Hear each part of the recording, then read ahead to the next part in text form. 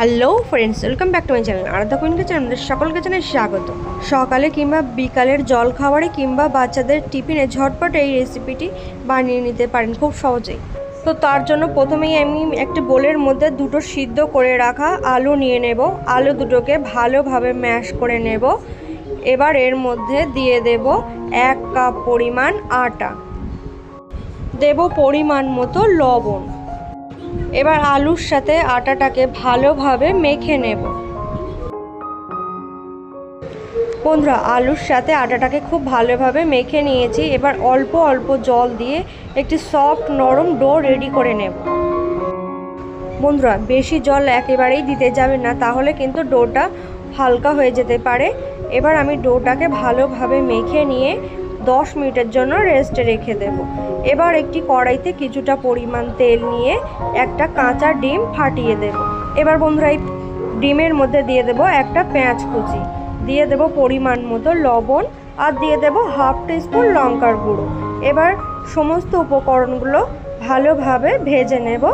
Low to মিডিয়ামে রেখে ডিমটাকে ভুজিয়া করে নেব ভেজে। বন্ধুরা, এবার আমি ফ্লেমটাকে অফ করে দিয়ে এর মধ্যে দিয়ে দেব কিছু শসা কুচি, আর 1 চামচ দিয়ে দেব টমেটো সস, আর কিছুটা পরিমাণ ধনেপাতা কুচি দিয়ে ভালোভাবে মিশিয়ে নিয়ে তুলে নেব কড়া থেকে। বন্ধুরা, এবার যে ডোটাকে মেখে রেখেছিলাম সেটা আমি 10 মিনিট পর ভালোভাবে ডোটাকে আবার একবার মেখে নিয়ে দুটি ভাগে ভাগ করে নিলাম। এবার কিছুটা পরিমাণ ময়দা ছড়িয়ে দিয়ে ডোটাকে নিয়ে ভালোভাবে বেলে নেব। বন্ধুরা, ডোয়ের ওপরে আরও কিছুটা পরিমাণ ময়দা ছড়িয়ে দিয়ে একটু মোটা করে বেলে নেব। বন্ধুরা, আমি রুটিটাকে বেলে নিয়েছি। এবার যে ডিমের ভুজিয়ার পুরটা রেডি করে রেখেছিলাম সেটা এবার হাফ দিয়ে দেব রুটির ওপরে। বন্ধুরা, এবার একটা চামচ দিয়ে আমি ডিমের ভুজিয়াটাকে চৌকো শেপ করে দেব। বন্ধুরা, আমি চামচ দিয়ে একটা শেপ করে দিয়েছি চৌকো মতো করে।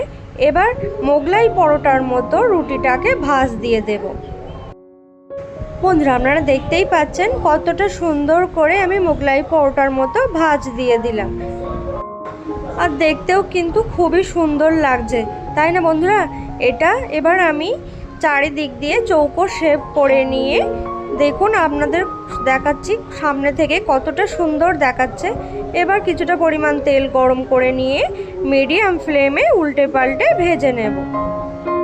বন্ধুরা, এক সাইড ভাজা হয়ে গেলে উল্টে আর এক সাইড ভেজে নেব। বন্ধুরা, গ্যাসের ফ্লেমটা মিডিয়ামে রেখে উল্টে পাল্টে খুব সুন্দর করে ভেজে নিয়েছি। আপনারা দেখতেই পাচ্ছেন কালারটা কতটা সুন্দর এসেছে। এবার আমি তেল ঝরিয়ে এগুলোকে তুলে নেব। বন্ধুরা, দেখুন কতটা সুন্দর লাগছে দেখতে, এগুলো খেতেও কিন্তু খুবই অসাধারণ লাগে। এবার কিছুটা উপর থেকে ধনেপাতা কুচি ছড়িয়ে দিলাম দেখতে ভালো লাগার জন্য।